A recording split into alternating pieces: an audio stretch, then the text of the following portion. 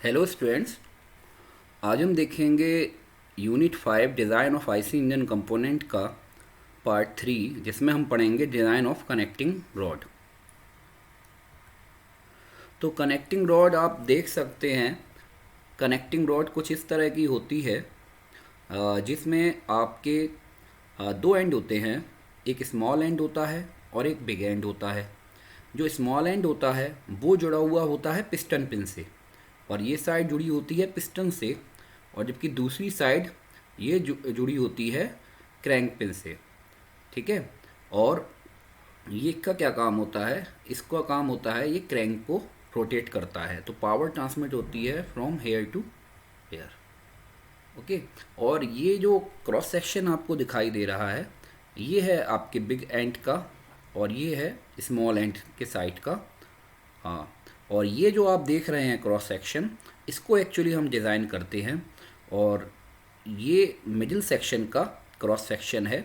इसमें आप हाइट देख सकते हैं 5T होती है, और विड्थ जो होती है वो 4T होती है, जबकि इसको बोलते हैं टी, और this side is also called T. तो इसके बारे में हम आगे और देखेंगे, इसको डिटेल में पढ़ेंगे। तो कनेक्टिंग रॉड का काम क्या होता है? Connecting rod is the intermediate member between piston and the crankshaft. Okay. आप अपने मैन फिगर में भी चेक कर सकते हैं इंजन के उसमें। और इसका काम होता है to transmit the push and pull from the piston pin to the crank pin. Okay. And it converts the reciprocating motion of the piston into rotary motion of the crank. आप imagine कर सकते हैं इस चीज़ को। ठीक है। तो generally जो हम जो सेक्शन लेते हैं कनेक्टिंग रॉड का, वो आई सेक्शन लेते हैं, हाई स्पीड इंजन का। तो जो लेंथ होती है कनेक्टिंग रॉड की, वो डिपेंड करती है रेशियो ऑफ L/R। इसमें L क्या है? Length of the connecting rod. आप देख सकते हैं इस फिगर से, this is the length of the connecting rod. Okay. और जो R है it is the radius of the crank. ठीक है। तो जनरली जो L/R का रेशियो जो होता है, उसको 4 से 5 के बीच में हम लोग डिजाइनिंग के लिए लेते हैं। ये मटेरियल के बारे में बताया गया, आप देख सकते हैं। Okay, this is the force acting on the connecting rod. तो जब कनेक्टिंग रॉड वर्क कर रहा होता है, उस समय उस पर कौन कौन से फोर्स लग रहे होते हैं, तो आप देख सकते हैं। Force on the piston due to the gas pressure and inertia of the reciprocating part. दूसरा, force due to inertia of the connecting rod और इनर्शिया बेंडिंग फोर्स। तीसरा, force due to friction of the piston ring and of the piston. And fourth one is force due to friction of the piston pin bearing and the crank pin bearing. तो अब हम देखते हैं design of the connecting rod. तो इसमें हम क्या क्या डिज़ाइन करेंगे? इसमें सबसे पहले हम निकालेंगे dimension of the cross section of the connecting rod. जो आपको मिडिल पोर्शन दिखाया था मैंने, आई सेक्शन, उसके ये डायमेंशन बताएगा। पहले आपको निकालना पड़ेगा कि क्या रखना है। एक बार आप मिडिल पोर्शन के अगर आप निकाल लेते हैं डायमेंशन, तो आपको सिंपल फॉर्मूले से, सिंपल फैक्टर लगा के आप बिग साइड और स्मॉल साइड के भी निकाल सकते हैं। दूसरा है dimension of crank pin at the big and and the piston pin at the small and. Means जो पिन आप यूज़ करने वाले हैं उसकी लेंथ कितनी होगी, उसकी डाया कितना होगा। Then size of bolt for securing the big end cap. Means big end cap का मतलब क्या है? आप देखेंगे कि इस फिगर से आप अगर देखते हैं, तो ये जो पिस्टन की तरफ, इसमें पिस्टन पिन को इंसर्ट कर दिया जाता है, तो ये इधर से फिक्स हो जाता है, हिंज हो जाती है। जबकि दूसरी साइड में क्या करते हैं, ये अरेंजमेंट है, ये कैप है, तो इसको बोल्ट के ओपन करके इस पार्ट को पूरा बाहर निकाल लेते हैं। फिर इसमें क्रैंक पिन लगाकर फिर इसमें इसको बोल्ट को करके टाइट कर दिया जाता है। तो इसकी भी डिज़ाइनिंग करनी होती है हमको कैप की इसमें। ओके। तो सबसे पहले हम निकालेंगे कि हम इसकी डायमेंशन कैसे निकालेंगे आई सेक्शन की। ठीक है। तो connecting rod is a machine member which is subjected to alternating direct compressive and tensile force. Okay. Obviously जब आपका एक्सपेंशन होता है, तब आप पे अलग तरह की स्ट्रेस होती है, और जब वो रोटेट करके ऊपर की ओर वापस जाता है टॉप डेड सेंटर की तरफ, तो उसमें स्ट्रेस दूसरी तरह की होती है। तो इसमें अल्टरनेटिंग स्ट्रेस, डायरेक्ट कंप्रेसिव और टेंसाइल फोर्स लगता है। ठीक है। तो इसमें तो कनेक्टिंग रॉड जो होनी चाहिए वो इक्वली स्ट्रॉन्ग होनी चाहिए इन बकलिंग। बकलिंग आप लोग समझते हैं, आप स्ट्रेंथ ऑफ मटेरियल पढ़ चुके हैं। In about both the axis, x और वाई एक्सिस के दोनों के अबाउट जो बकलिंग है, मीन्स ये इस तरह से भी उतनी ही स्ट्रॉन्ग होनी चाहिए जितनी इस तरह से है। तो ये बकलिंग की एक्स और वाई डायरेक्शन दोनों में इक्वली स्ट्रॉन्ग होनी चाहिए। तो इस स्लाइड में मैं बाद में आता हूँ, पहले आप आगे देख लें। ये सपोज हमने आई सेक्शन लिया है, इसमें हमने ये पैरामीटर लिया है, इसकी ब्रेड्थ हमने 40 लिया है और हाइट हमने 5t लिया है। ओके, जबकि वेव इसका की थिकनेस t है और फ्लैंज की थिकनेस t है।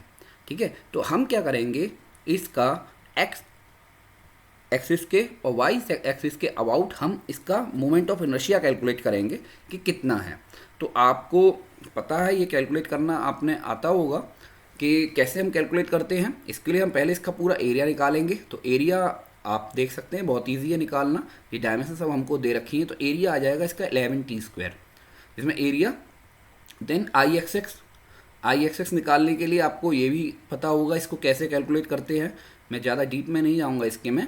1/12 BTQ आपको फॉर्मूला पता है। बी साइड वो होती है जो इसके पैरेलल होती है, मतलब B 40 और T 5T BTQ। पर क्योंकि ये परफेक्ट रेक्टेंगुलर नहीं है, यहाँ से कटा हुआ है, तो उसमें माइनस कर देंगे हम इतने ही पार्ट का। ये आपको पता होगा, आप देख लीजिएगा, वरना आगे डिस्कस कर लेंगे इसके बारे में। तो आई एक्स निकल के आ जाएगा 419 डिवाइड बाई 12 T⁴। तो आपको ये फॉर्मूला पता होगा, I = AK², इसमें K होता है रेडियस ऑफ गायरेशन। ठीक है, तो यहाँ से आप KXX की वैल्यू निकाल सकते हैं। IXX की वैल्यू ये है, A की वैल्यू 11t² है, तो यहाँ से KXX की वैल्यू आ जाएगी 3.17t² और KXX की वैल्यू आ जाएगी 1.78।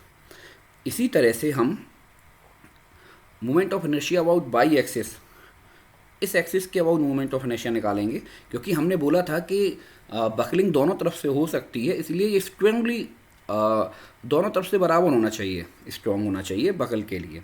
तो आप आई वाई वाई जब इसी तरह निकालेंगे तो आई के वाई वाई की वैल्यू आ जाएगी, KYY² की वैल्यू है 0.992t²। ओके, तो अब आप क्या करोगे, ये देखोगे IXX और IYY का आपने रेशियो निकाला तो ये 3.2 आया। तो मतलब 3.2 IXX मतलब x के अबाउट जो मोमेंट ऑफ इनर्शिया है वो 3.2 टाइम्स है y के अबाउट जो मोमेंट इनर्शिया है। मतलब इस एक्सिस के अबाउट जो इसका मोमेंट ऑफ इनर्शिया है, जो ये बकल करेगा, वो इसके अबाउट जो मोमेंट ऑफ इनर्शिया होगा उसके ये 3.2 टाइम्स है। तो वही यहाँ लिखा हुआ है कि लगभग इक्वली स्ट्रॉन्ग होने के लिए IXX = 3.2 था, इसको हमने 4 ले लिया है, वो 4 के बराबर होना चाहिए। ठीक है, तो इसी के हिसाब से I = AK², तो AKXX, क्योंकि एरिया तो दोनों का सेम रहेगा, चाहे इसके अबाउट लें, x के अबाउट लें, चाहे आप y के अबाउट लें, ये बराबर ही होगा एरिया। तो AKXX² = 4 AKYY²। तो यहाँ से जब आप करेंगे तो KYY² = KXX² डिवाइड बाई 4। ठीक है, तो radius of gyration about y, यहाँ से हम देखें तो KYY = KXX डिवाइड बाई 2। तो जो y के अबाउट जो रेडिएशन जायरेशन है वो x के अबाउट का आधा है।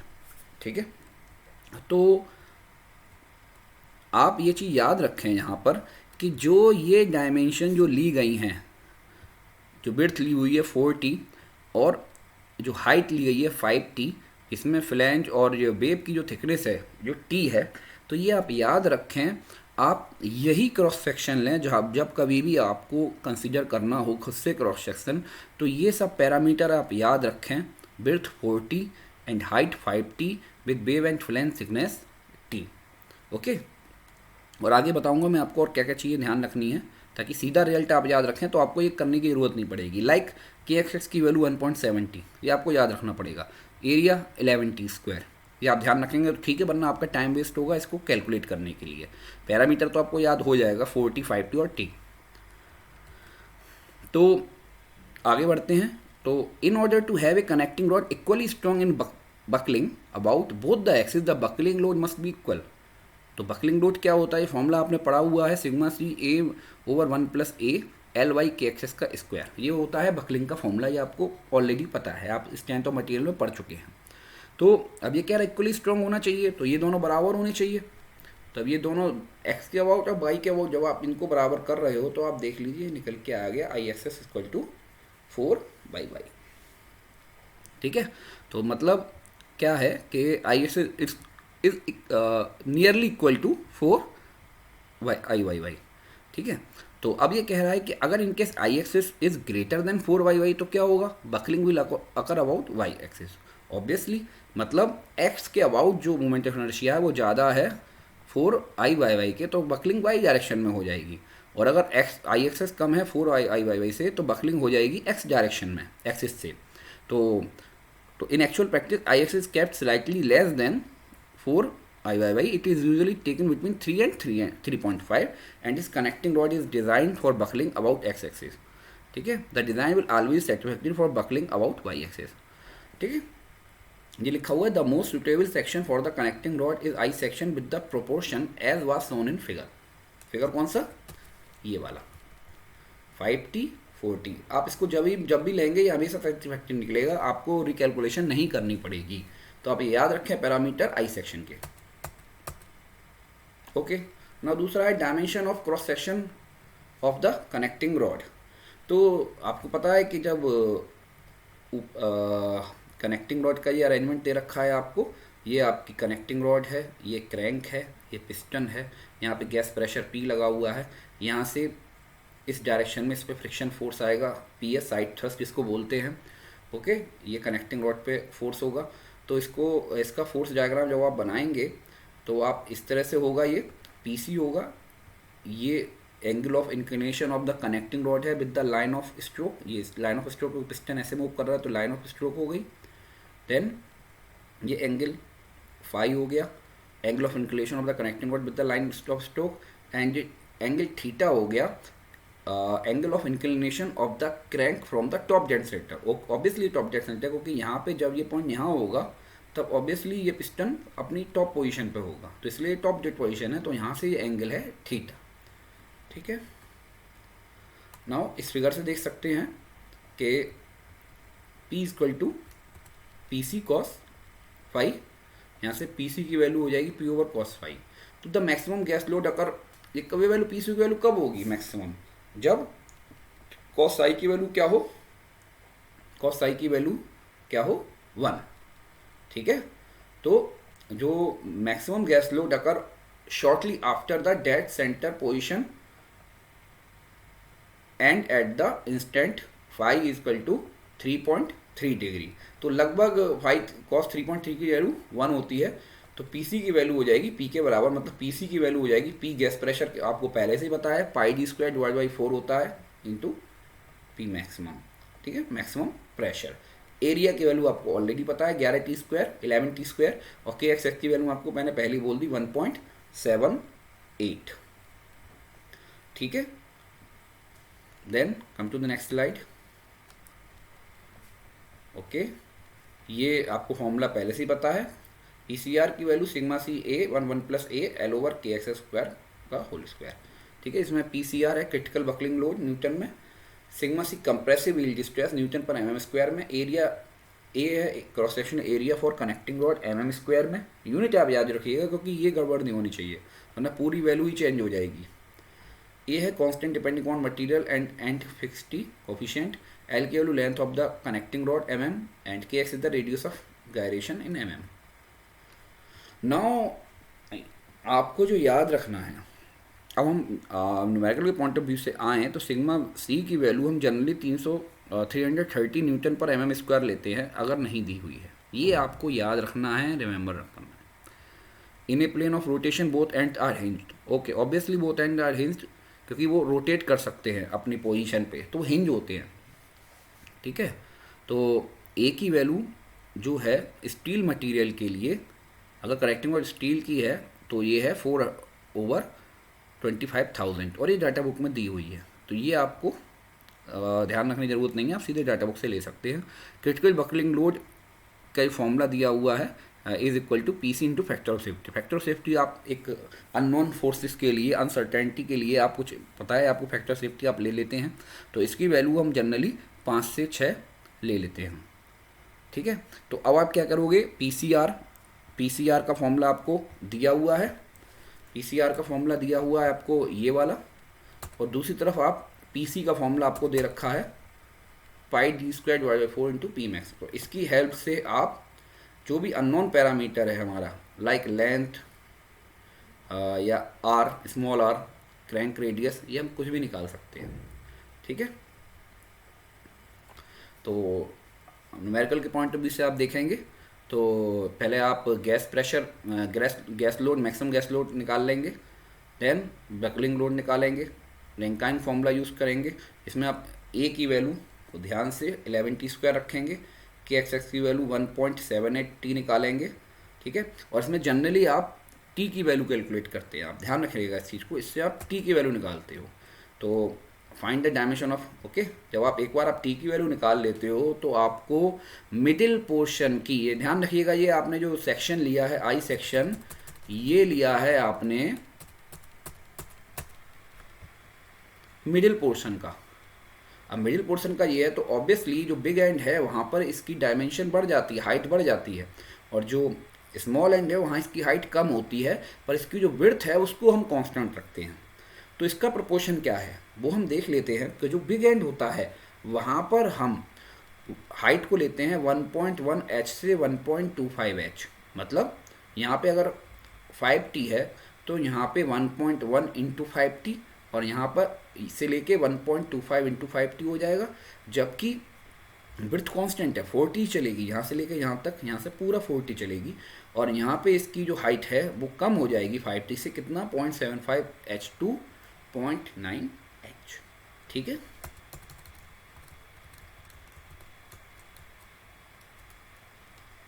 ठीक है, तो स्मॉल एंड 475 से 0.9h अगर नहीं दी हुई है डाटा बुक में वैल्यू, और at big end it is will be 1.1h to 1.25h, जबकि बी हमारा कांस्टेंट होगा। तो पहला न्यूमेरिकल में जो पहला पार्ट होगा आपको यही कैलकुलेट करके बताना होगा वहाँ। अब दूसरा है dimension of the crank pin at big end the piston pin at the small end. ठीक है, ये होती है आपकी क्रैंक में यहाँ पर कैप, क्योंकि ये कैप है तो यहाँ पे बोल्ट ओपन करके एक साइड से लगा के दूसरी साइड से कैप को लगा के इसको टाइट कर देते हैं, तो इस तरह से ये हो जाएगा। इसमें आपके बुश होगा जो एज ए बियरिंग वर्क करता है, आप देख सकते हैं ये। ठीक है, तो इसकी जो लेंथ है, ये जो लेंथ है LC, और इसका डाया DC, ये निकालेंगे इसमें, और बहुत ही सिंपल है ये। और ये हिस्सा हमारे होता है पिस्टन की तरफ।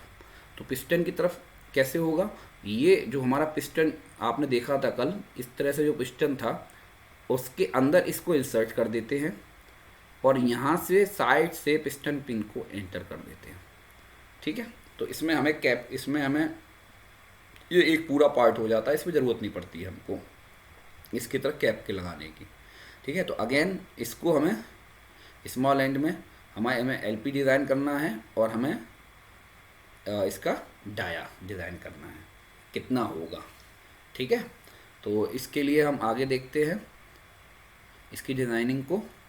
तो force acting on the piston bearing आपको पता है इतना आएगा, पर जो इस लोड को लेगा वो कौन सा लोड होगा। तो दो साइड हैं, एक तो आपके आप देख सकते हैं ये PC is equal to DP LP PVP, इसमें DP है diameter of piston pin, LP length of the piston pin, और PVP है bearing pressure for piston pin, जिसकी वैल्यू 10 से 12.5 मेगापास्कल मतलब न्यूटन पर mm के बराबर होती है। इसको आपको ध्यान रखना है। और LP/DP का जो रेशियो होता है 1.5 से 2 के बराबर के बीच में होता है, ये भी आपको ध्यान रखना है, क्योंकि ये हमारी डाटा बुक में नहीं दिया हुआ है, ये आपको याद रखनी है चीज़ें। तो जब हम अपनी पिस्टन पिन को डिज़ाइन कर रहे होंगे तो जो मैक्सिमम गैस लोड को है, एक्चुअली होगा क्या, जो पिस्टन जब इसको नीचे की तरफ इसको पुश करेगा तो आप देखेंगे कि कांटेक्ट ऊपर से ना होके नीचे की तरफ होगा।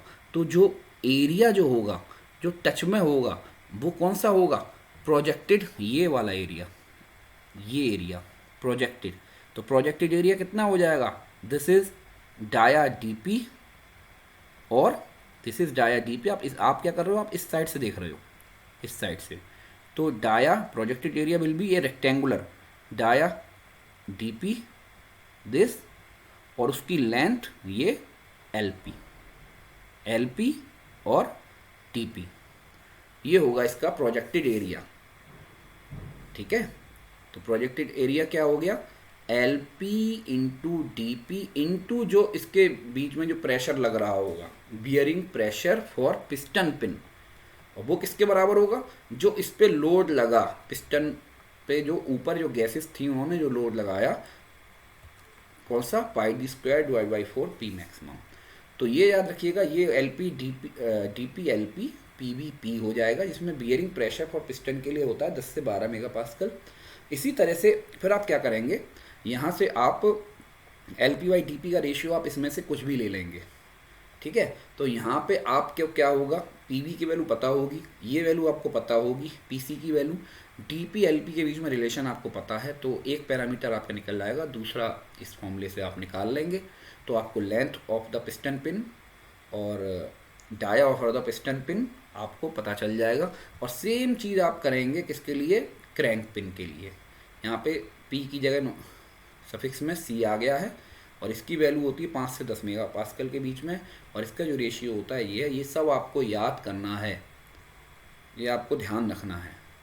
ठीक है, तो यहाँ से भी वही चीज़ करेंगे, आप देख सकते हैं, आप यहाँ पे भी वही है। जब इस पर ऊपर से लोड पड़ेगा तो ये हिस्सा आपके यहाँ पे कंप्रेसिव स्ट्रेस जनरेट होंगी, तो bearing pressure multiply projected area will be again length L C, projected area will be D C multiply by L C, इसकी जो लेंथ होगी। ठीक है, तो अगेन आप वही चीज़ करेंगे तो वो पैरामीटर निकल आएगा। Now size for bolt for securing the big end cap.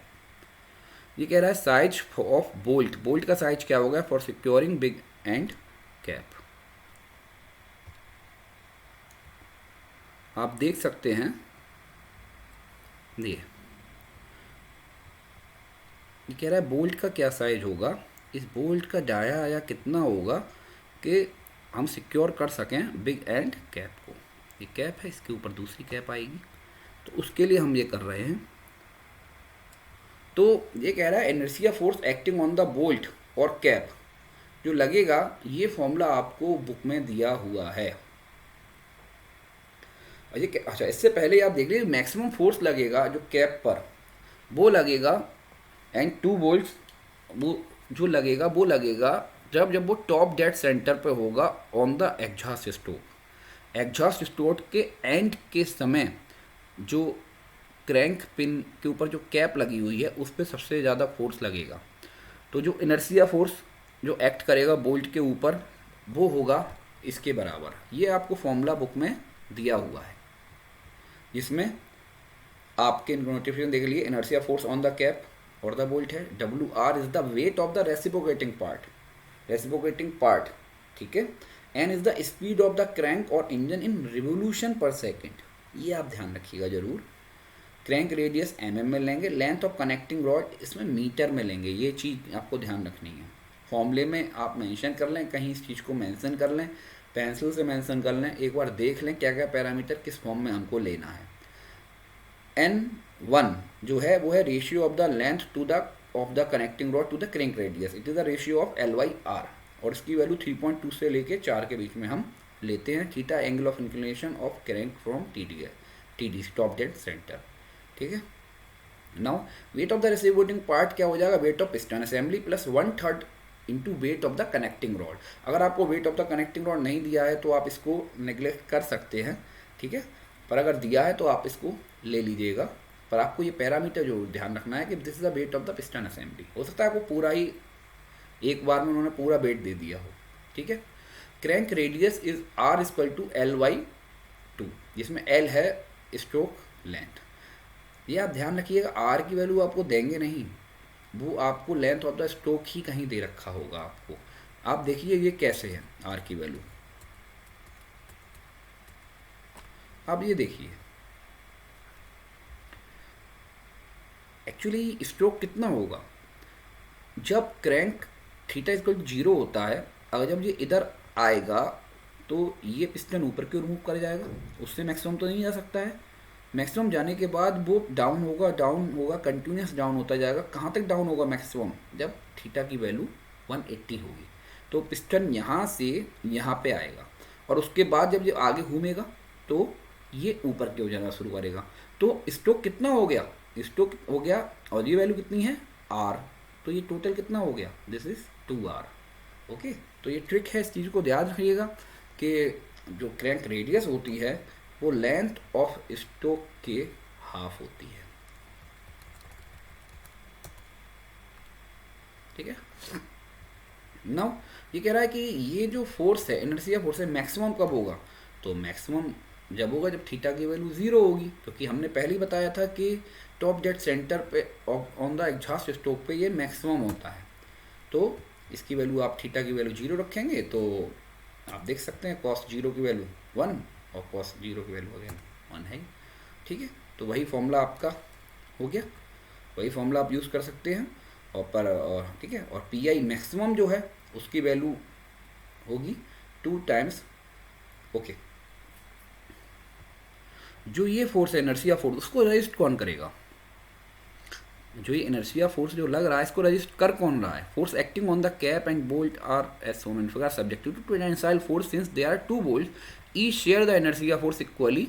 Therefore मतलब क्या है कि जो इनर्शिया फोर्स लग रहा है उसको, अब ये जब यहाँ पे फोर्स लगेगा, इसके ऊपर दूसरा कैप लगा हुआ, इसके ऊपर कैप लगा हुआ है, बोल्ट लगा, और पिस्टन पिन पे लोड पड़ रहा है इस तरफ, तो ये इसको सेपरेट करना चाहेगा, तो इस फोर्स को रजिस्ट कौन करेगा, ये दो बोल्ट ही तो करेंगे, ये दो जो बोल्ट हैं यही तो इनको रजिस्ट करेंगे इसको सेपरेट होने के लिए। तो P I max will be equal to 2 times pi D C square divide by 4 into sigma T. तो ध्यान रखिएगा D C is the core diameter of the bolt, D C is core diameter of the bolt, core diameter, ये अंदर वाली जो आपको dash line दिखाई दे रही है ये कोर डायमीटर। ठीक है, पहले भी हम इस बारे में बात कर चुके हैं कोर डायमीटर की। Sigma T is the permissible tensile stress for the bolt material. ठीक है, इसकी जनरली वैल्यू 100 हम ले लेते हैं अगर नहीं दी हुई होती है, तो आप नोट कर लीजिएगा, हो सकता है मैं यहाँ लिखना भूल गया हूँ, तो आप इसको ध्यान रखिएगा, अगर नहीं दी हुई है तो आप इसको 100 ले लीजिएगा। और नॉमिनल और maximum dia of the bolt again आप देखेंगे तो पहले भी हमने यूज़ किया था, डी इक्वल टू 25% ज़्यादा होता है कोर डायमीटर के। ओके, तो हाँ, तो ये आप ध्यान रखें, आप अगर गौर से देखेंगे तो जब इस पिस्टन पे लोड पड़ेगा तो ये एक as a simple supported beam की तरह वर्क करेगा। ठीक है, जो कि कंसंट्रेटेड लोड उसके बीच में लग रहा है, तो जो मैक्सिमम बेंडिंग मूवमेंट जनरेट होता है इस सिचुएशन में वो W इंटू L/6 होता है। इसमें L है इन दोनों के सेंटर के बीच की डिस्टेंस। ओके, तो इसमें फिर जो maximum bending movement is P I max multiply by L divide by 6, जिसमें P I max load into L divide by 6, bending movement acting on the cap, span length और distance between the bolt centre.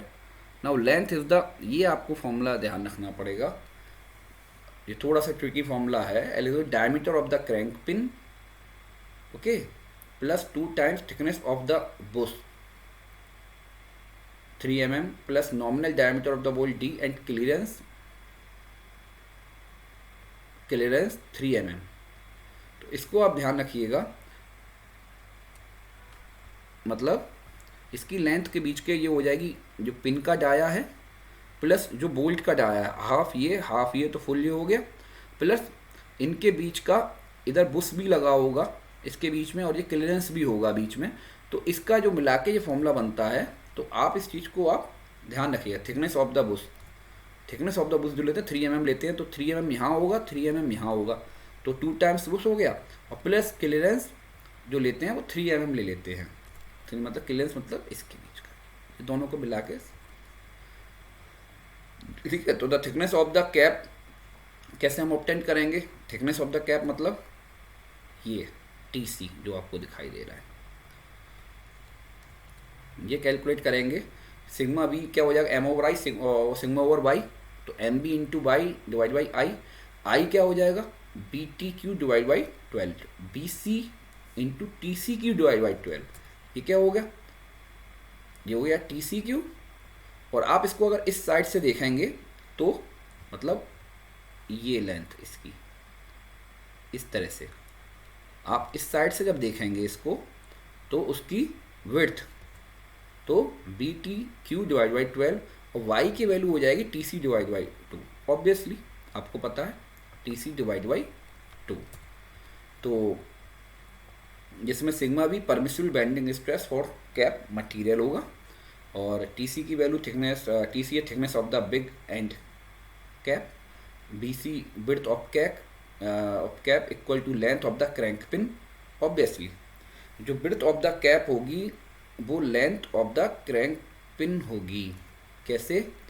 T C ये है, B C ये है, तो जितना लंबा ये इसकी विड्थ होगी उतना ही तो इसके ऊपर पिन ही तो रखी हुई है, तो पिन की जो लंबाई होगी वही तो इसकी लंबाई होगी, वही तो इसकी लंबाई होगी। तो B C equal to L C, length of crank pin. Okay, now this is parameter whipping stress. तो विपिंग स्ट्रेस भी पूछ लेते हैं, तो आपको ध्यान रखना पड़ेगा। Small end of the connecting rod subjected to pure translation motion while the big end subjected to pure rotatory motion. मतलब क्या है इसका कि जब इंजन चल रहा होता है तो पिस्टन जो होता है वो इस तरह से मूव करता है to and fro, pure translation motion में होता है, जबकि जो बिग एंड होता है उसका कनेक्टिंग रॉड का वो रोटेरी मोशन में होता है। तो intermediate point of the connecting rod moves in elliptical orbit. Obviously elliptical orbit में ही वो बीच के जो पॉइंट होंगे वो एलिप्टिकल ऑर्बिट में मूव करेंगे। तो lateral oscillation of the connecting rod induce inertia force that act all along the length of the connecting rod causing bending. ठीक है, तो this type of action is called whipping. Okay, तो आप थोड़ा सा आइडिया रखिए कि जो कनेक्टिंग रॉड का स्मॉल एंड होता है वो प्योर ट्रांसलेशन मोड में होता है, और जो बिग एंड होता है क्रैंक की साइड का वो रोटेरी होता है। तो उसकी वजह से जो कनेक्टिंग रॉड के बीच के पॉइंट होते हैं वो एलिप्टिकल ऑर्बिट में मूव करते हैं। तो जिससे क्या होता है कि इनर्शिया इंड्यूस होता है जो लेंथ पर कनेक्टिंग रॉड की, और इससे जो स्ट्रेस जनरेट होती है वो से बोलते हैं हम विपिंग स्ट्रेस। तो सिंपली हमें क्या करना है, केवल इसका फॉर्मूला है जो हमको बुक में दिया हुआ है, सब चीज़ की वैल्यू दे रखी है आपको। N again is the speed of crank है, आर है क्रैंक रेडियस mm में, ए है area of cross section, W जो है ये ध्यान रखना है ये आपकी एंगुलर वेलोसिटी नहीं है, डब्लू है mass density multiply by G. Confuse हो जाएंगे आप, फॉर्मूला देख के ध्यान रखिएगा। W is the mass density, mass density मतलब rho kilogram per metre cube, और जब जी का मल्टीप्लाई कर देंगे तो kilogram into G is called newton. Weight density of rod material, W होगा weight density of rod material, L length of the connecting rod, A area of the cross section, तो 11t square है ही, Z section modulus of mean section. ध्यान रखिएगा mean section का section modulus, section modulus क्या होता है? M over I equal to sigma over Y. तो आई वाई वाई का रेशियो जो होता है उसे हम सेक्शन मॉडुलस कहते हैं। ठीक है, Z equal to I Y Y. तो I X equal to A K X square, तो ए की वैल्यू 11t स्क्वायर, के की वैल्यू आपको पता है 1.78 का होल स्क्वायर, तो ये वैल्यू हो जाएगा। वाई की value h by 2 5t divide by 2, तो जेड की value I X S divide by Y, I X S की वैल्यू 34.85 t की पावर 4, और वाई की वैल्यू 5t डिवाइड बाई 2, तो जेड की वैल्यू आ जाएगी 13.94 t क्यूब। और ध्यान रखिएगा यहाँ पे मास डेंसिटी जो मटेरियल की लेते हैं हम रॉड मटेरियल की, वो हम नहीं दी हुई है, तो 7800 किलोग्राम पर मीटर क्यूब लेते हैं।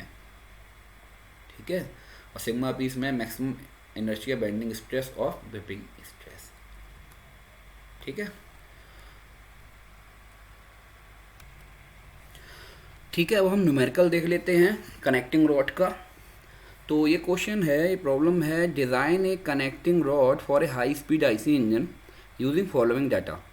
Cylinder bore 125 mm, length of connecting rod 300 mm, maximum gas pressure 3.5 megapascal, length of stroke 125 mm, mass of reciprocating part, ये आप देख लीजिए, इसमें साफ साफ दिया हुआ है 1.6 किलोग्राम, इंजन स्पीड 2200 RPM, लिखा है assume suitable data and state the assumption you make. ठीक है, तो आपके हाथ में आप आप पे जितना टाइम है आप उतना पैरामीटर भी निकाल सकते हैं।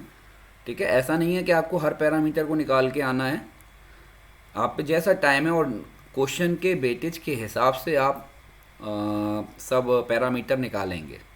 तो हम फिलहाल जितने मैक्सिमम हो सकते हैं वो सब हम पैरामीटर निकालते हैं यहाँ पे। तो करते हैं इस क्वेश्चन को। तो सबसे पहले बोर दिया हुआ है सिलेंडर वो 125 mm, पी मैक्सिमम दिया हुआ की वैल्यू दी है, एल दिया हुआ है, जैसे L is the length of stroke, remember L S और L, and then length of stroke, okay, so the length of connecting rod is denoted by capital L, and L is the length of stroke 125 mm, N RPM, then mass of reciprocating part 1.6। तो सबसे पहला है cross section of connecting rod हमें निकालना है। तो इसके लिए हमको PC की वैल्यू निकालनी है, this is π/4 d square into P max. तो ये सब वैल्यू D की वैल्यू दे रखी है आपको, P आप बस यूनिट जरूर याद रखिएगा कि डाया की वैल्यू हम mm में लेते हैं और P की मैक्स वैल्यू हम न्यूटन पर mm स्क्वायर में लेते हैं। तो यहाँ पे हमारा ये लोड कैलकुलेट हो गया, ठीक है, 42951.46 न्यूटन। नाउ एजम्पशन हम लेना पड़ेगा factor of safety against buckling failure. सब हमने कहा था 4 से 5 ले सकते हैं, तो हमने 5 ले लिया। तो यहाँ पे PCR equal to PC into factor of safety. Now sigma C मैंने आपको बोला था कि आपको 330 न्यूटन ले लेंगे पर mm स्क्वायर ले लेंगे अगर नहीं दी हुई है तो, ठीक है। तो अगर ये हम दोनों वैल्यू रखते हैं तो PCR की वैल्यू आ जाती है ये निकल कर, PC into factor safety multiply करेंगे तो ये निकल के आ गया। नाउ आपको पता है मैंने याद करने के लिए बोला भी था कि KXX की वैल्यू आपको ध्यान रखनी पड़ेगी 1.78T होती है, एरिया 11T स्क्वायर होता है और A की वैल्यू हम लेते हैं 4/25,000 और सिग्मा C की वैल्यू 330। तो जब PCR के फॉर्मूले में ये सब हम वैल्यू रखेंगे और उन सबको करेंगे जो कैलकुलेट करेंगे तो हमारी इक्वेशन आ जाएगी T⁴ minus 59.16 T square minus 268.88। तो आप इसको धराचार मेथड से आप इसके फैक्टर निकाल लेंगे और T की वैल्यू आ जाएगी 7.96, ठीक है, क्योंकि हमको मैक्सिमम वैल्यू लेनी है जो भी आएगी, तो हमने पॉजिटिव वैल्यू ले ली इसकी, ठीक है, क्योंकि हम डिज़ाइन अगर हायर स्ट्रेंथ के लिए करेंगे तो लोगों के तो हो ही जाएगा। तो 7.96 तो हमने ले लिया T की वैल्यू 8 mm। तो अब dimension of cross section B की वैल्यू क्या होती है आपको पता है, B 32 mm हो जाएगा, ये आपके 40 mm हो जाएगा।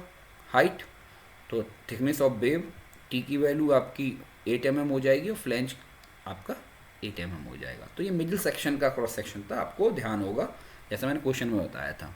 अब हमको स्मॉल एंड और बिग एंड साइड के डायमेंशन निकालने तो बहुत इजी है, क्योंकि विड्थ तो आपको पता ही है कि कांस्टेंट रखते हैं शुरू से एंड तक, हाइट केवल चेंज होती है। मिडिल सेक्शन की 5T थी 40, स्मॉल एंड की 0.85 ले लिया आपने, दोनों का एवरेज 0.8 और 0.9 के बीच का 0.85 हो गया, 0.75H से 0.9 था तो हमने इसकी ले ली 0.85H तो 34 mm, और बिग एंड की हमने 1.1H से 1.25H होती है तो 1.2 ले लिया तो 48 mm हो गया।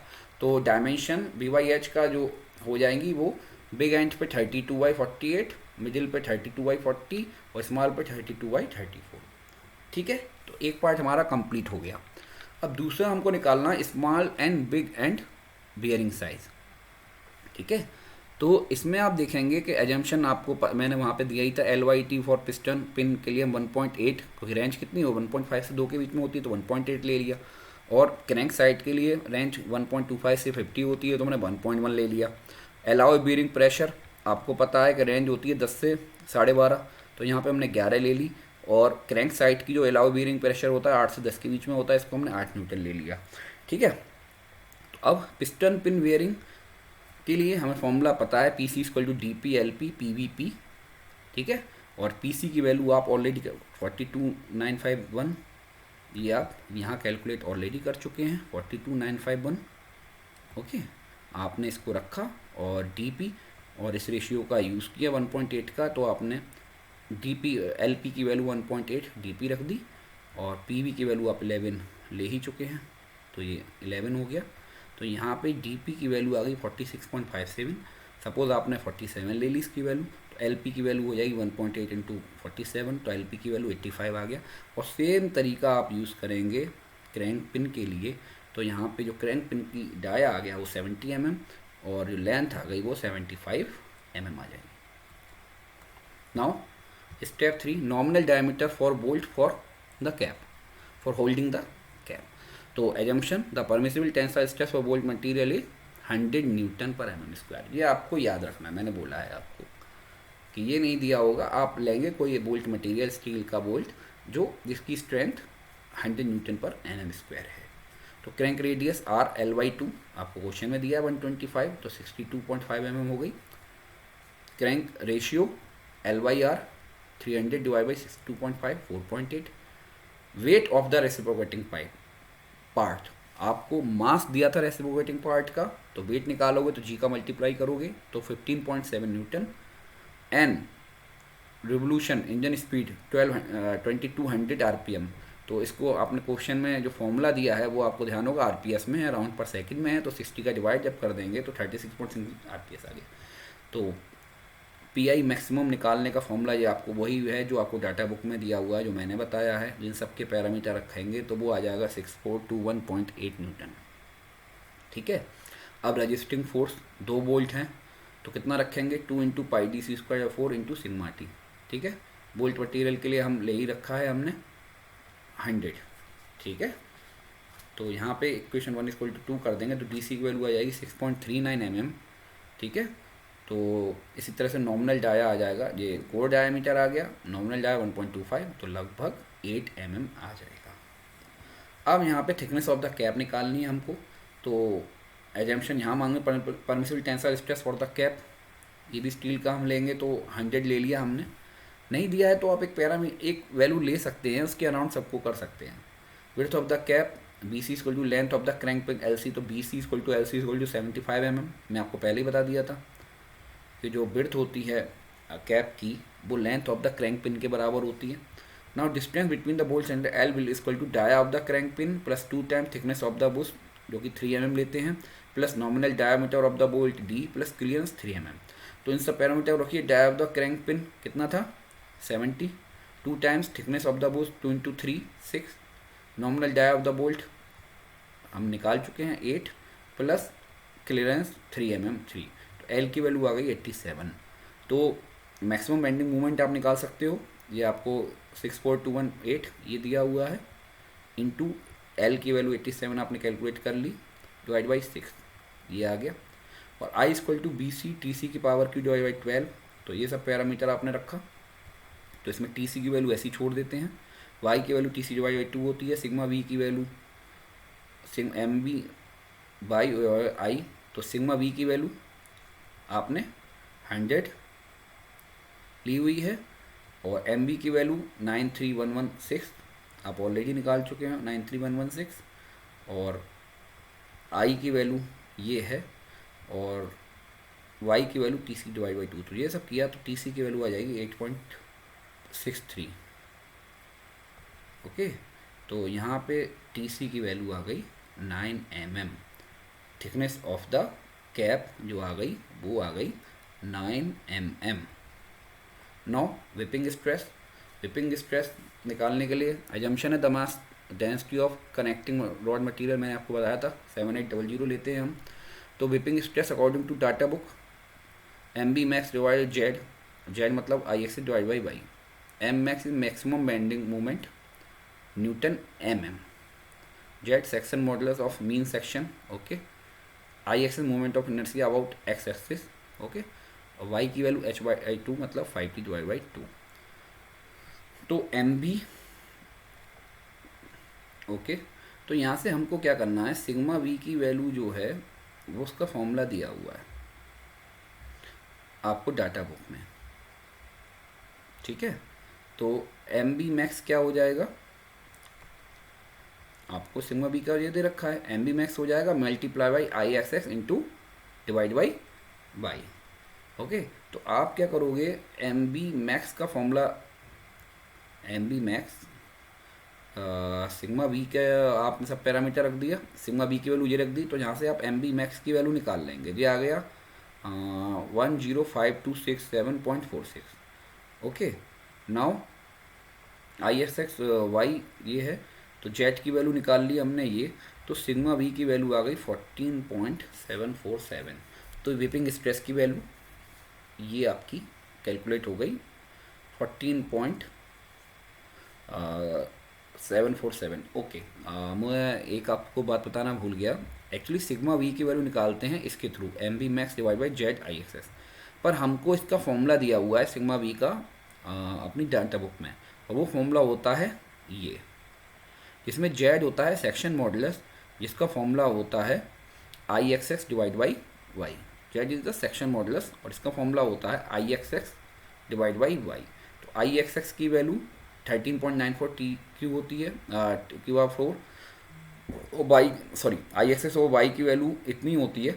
तो यहाँ पे हम इन सब की वैल्यू जब रखेंगे तो हमारे सिग्मा की वैल्यू आ जाएगी ये 14.747। तो आप ज़रूरी नहीं है कि आप विपिंग स्ट्रेस तक जाएं, अगर आपसे डिजाइनिंग का पूछ रहा है तो क्वेश्चन का वेटेज देख के आप जो पैरामीटर इजी हों आप वो निकालें, और क्वेश्चन के हिसाब से ही उतने पैरामीटर निकालें। अगर आपको लग रहा है लेंदी हो रहा है क्वेश्चन तो आप उसको छोड़ दें, उतने ही पैरामीटर, 4 में से 3 पैरामीटर आप निकाल सकते हो। तो ये ध्यान रखें, थोड़ा टाइम के हिसाब से आपको करना होगा। तो इस तरह से हमारा ये यूनिट 5 ख़त्म हो गई, और इसमें आपके 3 ही मेनली डिज़ाइनिंग थी, design of cylinder, design of piston and design of connecting rod. तो इसमें अब जो भी प्रॉब्लम है तो मैंने आपको कॉन्टैक्ट डिटेल दे रखी है, आप मुझे व्हाट्सअप करके उसके बारे में पूछ सकते हैं, और हम अगर प्रॉब्लम होगी ज़्यादा तो हम फ़ोन पे बात भी कर सकते हैं फ़िलहाल। ठीक है, तो आप लोग तैयारी करिए, फिर मिलते हैं, फिर लिए बाय।